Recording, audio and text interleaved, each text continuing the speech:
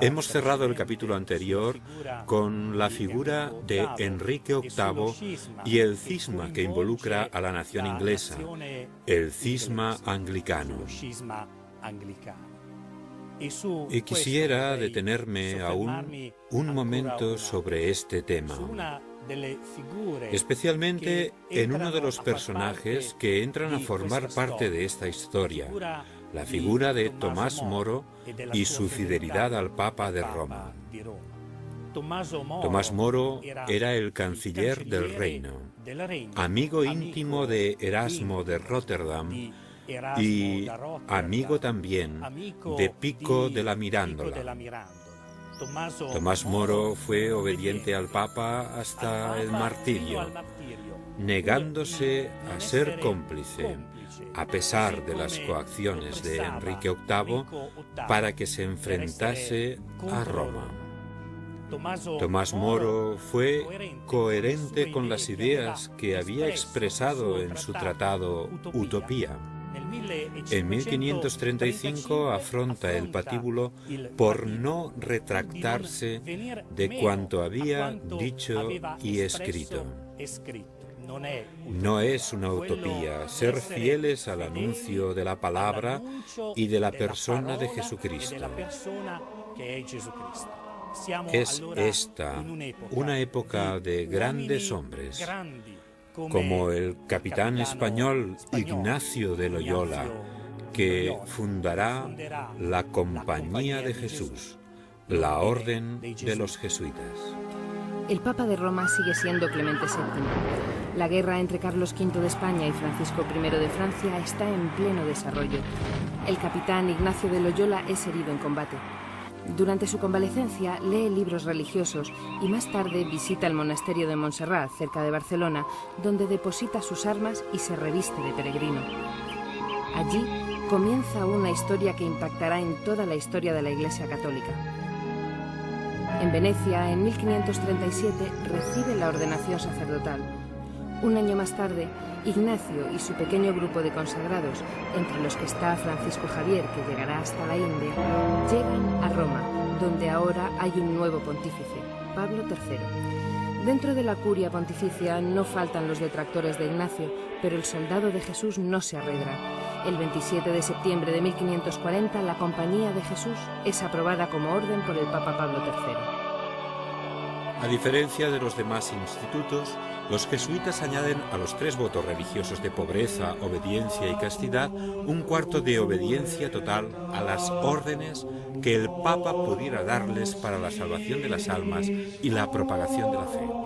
Así fue como los jesuitas se convirtieron en la orden religiosa que sabrá oponerse a las herejías y será capaz de difundir la doctrina de la Iglesia. La Compañía de Jesús nace en un periodo histórico concreto, específico, el del Concilio de Trento, el de la Reforma Protestante y al mismo tiempo el de la Reforma Católica, por tanto, de expansión misionera. El centro de toda la espiritualidad de la Compañía es precisamente el servicio a la Iglesia con un vínculo directo con el Vicario de Cristo, el Pontífice Romano. Y lo que caracteriza el dinamismo de la Compañía también hoy son sus fuentes espirituales, los ejercicios espirituales de San Ignacio. Todo lo que en el hombre existe como potencialidad, todo lo que Dios ha puesto en el hombre de positivo, todo se pone a disposición del reino de Dios. Y esto lleva a una espiritualidad de servicio y, por lo tanto, de estar presentes donde no están los demás. Allí donde existe una necesidad más inmediata, lo que conlleva una capacidad de movilidad. Y cuando allí no hay más necesidad de aquel servicio, se va a otra parte.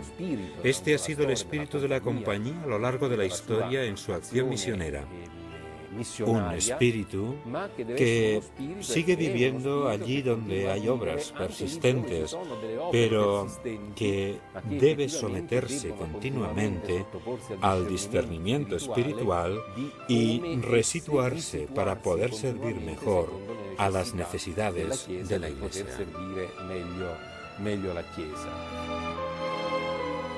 A partir del siglo XVI tenemos por un lado a Lutero, que acusa a la Iglesia Católica, y por otra parte nacen y se expanden grandes realidades, como hemos visto con los jesuitas, y también los barnabitas, teatinos y la Compañía de Santa Úrsula, fundada por Santa Ángela de Merici y con fuerte presencia aún hoy en el mundo, dedicada a la formación y defensa de las jóvenes. El amor de Dios nos reúne, y nos reúne en la Iglesia, y nos envía, como a Santa Ángela, en grupos. ¿Para servir a quién? Especialmente a quien tiene más necesidades. Así que la obra es educativa, caritativa, pero todo nace de la cruz de Cristo y de habernos amado una por una. La sangre de Cristo, por tanto, el misterio pascual, no se pierde.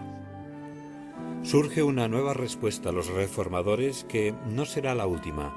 En 1525, Mateo de Bascio, un humilde fraile que quiere volver a dar testimonio de las enseñanzas de San Francisco en su plenitud, funda la Orden de los Capuchinos.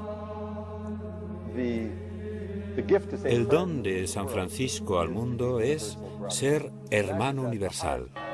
Y este es el centro de la identidad de los capuchinos, también en la actualidad. La Orden de los Capuchinos está hoy presente en 101 países y queremos unir al mundo con lazos de hermandad. Es nuestra forma de construir la Iglesia por medio del Evangelio. El Evangelio quiere que todos seamos hermanos y hermanas en la tierra. Por este motivo, Jesús murió en la cruz para reunir a todos y reconciliar al mundo consigo mismo y con Dios y hacernos a todos hermanos y hermanas. Este es nuestro objetivo hoy, como lo era el de San Francisco, que era hermano de todos en la tierra y hermano de toda la creación. Por ello, es amado y respetado por todos. Todo este fervor de nuevas realidades religiosas encuentra el apoyo incondicional del nuevo Papa Pablo III Farnesio, que llegó al solio pontificio el 13 de octubre de 1534. En este clima de fervor, el cardenal Contarini intenta en Ratisbona el camino de la reconciliación sin lograrlo, fracaso que tiene como consecuencia la creación en 1542 de un tribunal romano de la Inquisición con el cardenal Carafa al frente. Mientras sucedía todo esto, en 1547, Miguel Ángel recibe el encargo del Papa Pablo III de proyectar la finalización de la Basílica de San Pedro. Tomaba forma la Roma del Renacimiento, tal y como nos ha llegado a la actualidad. En estos años, todos se han convencido de la necesidad de convocar un concilio. Pablo III lo desea, lo quiere toda la Iglesia Católica. Así que Pablo III y Carlos V se encuentran en Lucca y eligen Trento como sede para este acontecimiento epocal para la Iglesia Católica y para todos los cristianos. ¿Por qué no ha sido elegida Roma? O alguna de las grandes ciudades del norte de Europa. Porque Trento ofrecía ciertas garantías, sobre todo diplomáticas y geográficas. Estaba dentro de las fronteras del imperio, lejos de Roma, pero a la vez facilitaba que participasen representantes de Lutero en el concilio, con salvoconductos otorgados por el mismo emperador. Así pues, el 13 de diciembre de 1544, en Trento, comenzaron los trabajos del concilio 4 arzobispos, 21 obispos y 5 generales de órdenes religiosas. El Concilio de Trento fue un momento precioso para la historia de la Iglesia Universal, pero también para la historia de Trento. Esta ciudad fue elegida como sede de la gran reunión de obispos de todo el mundo entonces conocido, sobre todo, claro, de Europa, como puente entre el norte y el sur. Aún hoy, el Concilio de Trento está vivo porque ha contribuido a la reforma de la Iglesia y de sus instituciones, a la creación de las diócesis. También porque definió lo que era doctrina católica y lo que no lo era, sentando unas bases sólidas. Así pues, este Concilio de Trento lo sentimos como un elemento vivo de una tradición que es capaz de aportar elementos nuevos y que sabe dar respuesta a la constante búsqueda de la verdad por parte del hombre, de conocer la verdad, de la verdad que da la vida. Tuvieron que pasar muchos años para que concluyeran estos trabajos, porque mientras tanto, además de Lutero, aparece en escena otro reformador, Juan Calvino. Los padres conciliares, reunidos en Trento, afrontan una difícil tarea.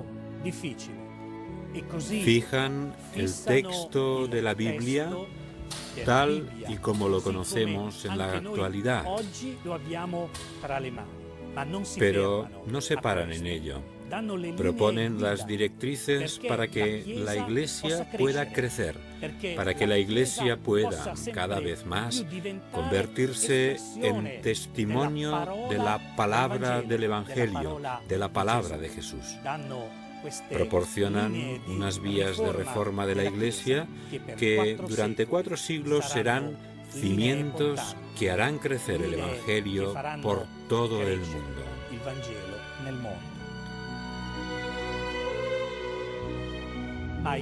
Pero las relaciones entre Pablo III y Carlos V, que ya eran difíciles al principio, acaban en ruptura. Tomando como excusa una epidemia de tifus, el concilio se traslada de Trento a Bolonia el 11 de marzo de 1547. Lo que puede parecer un asunto banal, el cambio de sede no lo es. Bolonia está en territorio pontificio y esto es una señal para Carlos V. El Papa quiere cada vez más ser protagonista de este concilio.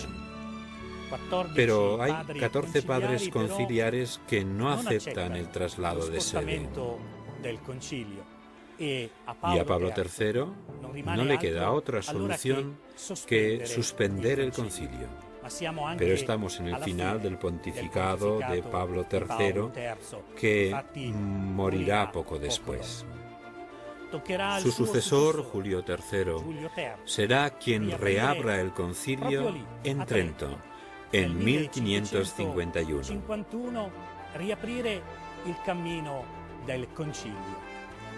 El número de padres conciliares ha aumentado a 25.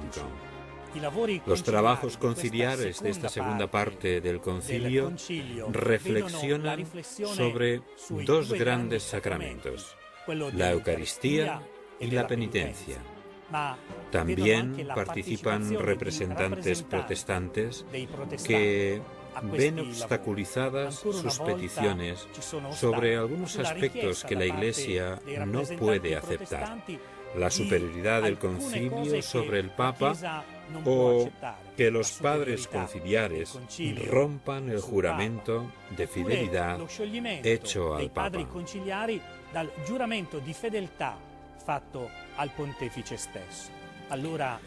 Una vez más, por culpa de un acontecimiento ajeno a él, una guerra en Alemania, se suspende el concilio y se cierra en el año 1552. Como hemos visto, los trabajos son largos y complejos. La Iglesia en Trento encuentra su fuerza reafirmando la plenitud del Evangelio, la plenitud de la palabra de verdad que es y está dentro del Evangelio. Fueron años de nueva experiencia de evangelización. El mayor misionero de este periodo de la historia de la Iglesia Católica es Francisco Javier, uno de los primeros que se unió a Ignacio de Loyola. Pablo III lo envió a Asia como representante suyo. Comienza su predicación entre los pueblos de la India como la Madre Teresa en nuestros días, dedicándose a los leprosos y a los más pobres. Francisco Javier se enfrenta a colonizadores blancos que explotaban a aquellas poblaciones pobres. Iba con el Evangelio y los mercaderes europeos tenían otros intereses bien distintos. De la India se trasladó a Japón. Y aquí, en 1549, este gran jesuita, no sin grandes dificultades, evangelizó y reunió alrededor suyo en solo 3 años una comunidad de 1 millar de fieles. De allí habría querido trasladarse a China, pero al llegar a la isla de Sanchan enfermó y murió. El Concilio de Trento se suspendió en 1552 a causa de la guerra que había estallado en Alemania. Pero ¿cuáles eran los motivos y consecuencias de esta nueva guerra europea? Carlos V debía combatir en 2 frentes. Por un lado, toda la fuerza del Islam, y por otro, un frente interno, los príncipes y ciudades imperiales que han asumido la fe protestante están cada vez más unidos para combatir al emperador. El mismo pontífice, al trasladar la sede del Concilio de Trento a Bolonia, había debilitado la autoridad de Carlos V, el cual, por medio de un edicto conocido como interim, trataba de dar una legislación común tanto para protestantes como para católicos. Era el año 1548, pero este edicto dejó insatisfechas a ambas partes y no se llegó a ninguna conclusión hasta la paz de Augusta en 1555. Y la paz establecía que el príncipe tiene derecho a elegir una fe y los súbditos están obligados a elegir la misma fe o a emigrar. Mientras el concilio termina en Trento, la Iglesia está recorriendo los nuevos mundos que se van descubriendo. Y sobre todo América del Sur, donde en medio de innumerables dificultades y contradicciones se fundan nuevas misiones, a menudo en conflicto y obstaculizadas por los mismos conquistadores del Nuevo Mundo.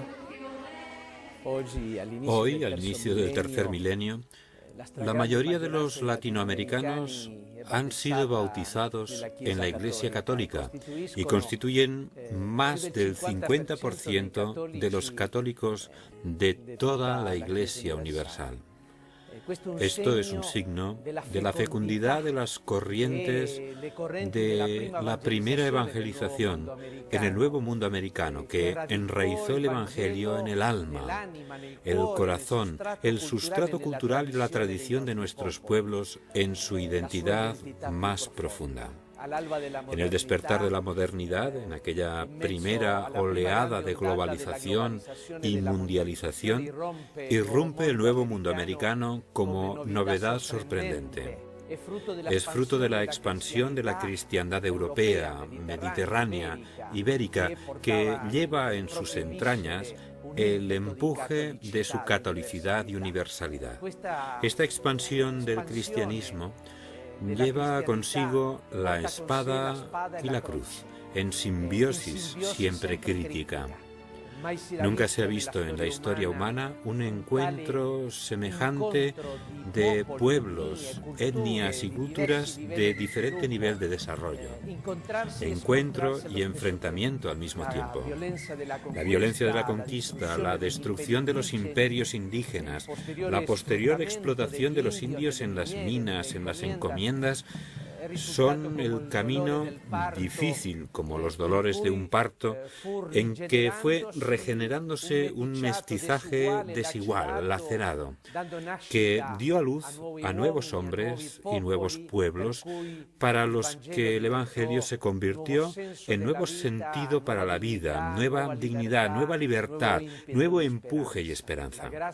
La gracia de un acontecimiento fundamental tuvo lugar en la década de 1530 a 1540. La Virgen María, con rostro mestizo y ropajes de una mujer azteca, con toda la simbología azteca, se le aparece al indio Juan Diego en Tepeyac, cerca de la Ciudad de México, abrazando a Juan Diego como hijo predilecto y haciéndole su mensajero. Así, la religión cristiana, que podía aparecer como la religión de los conquistadores, se incultura profundamente en el rostro y el corazón de los indígenas. Dicen las crónicas que una década después de las apariciones, millones de indígenas se habían bautizado en la Iglesia Católica. Así, el cristianismo se convirtió en semilla de nueva creación en la vida de los pueblos latinoamericanos. Es enero de 1562. El Papa actual es Pío IV. En Trento se reabren los trabajos del concilio. El Papa Pío IV, al convocar el concilio, está decidido a llevarlo a término. Y así fue en 1564. Este capítulo de la historia de la Iglesia está llegando a su fin. Después de Trento, la Iglesia ha encontrado un nuevo vigor, una nueva organización. Ha reencontrado en la sencillez y la humildad de los primeros tiempos el empuje para dirigirse de nuevo a los hombres y al mundo.